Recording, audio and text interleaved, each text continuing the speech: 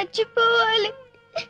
నాకు బతకాలని లేదు, చచ్చిపోవాలి, నేను చచ్చిపోవాలి.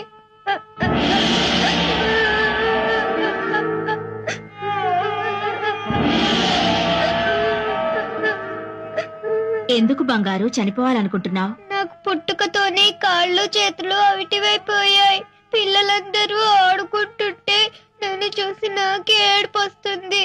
రాత్రి కలలో ఓ స్వామి కనపడి, నువ్వు కనకదుర్గమ్మకి నీ చేతులతో పసుపు కుంకుమలతో అభిషేకం చేస్తే నీ కాళ్ళు చేతులు వస్తాయని చెప్పాడు. 2 చేతులు కదలని దాన్ని నా చేతులతో నీకు అభిషేకం ఎలా చేయను? కలలో స్వామి కూడా నా కుంటితనాన్ని వెక్కిరించడానికి అలా చెప్పాడు.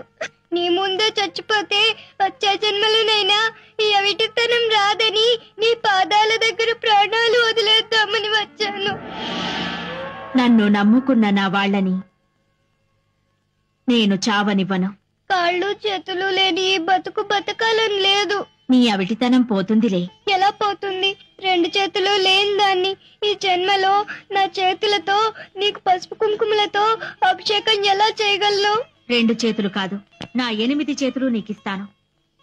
లే, అభిషేకం చెయ్యి. లే.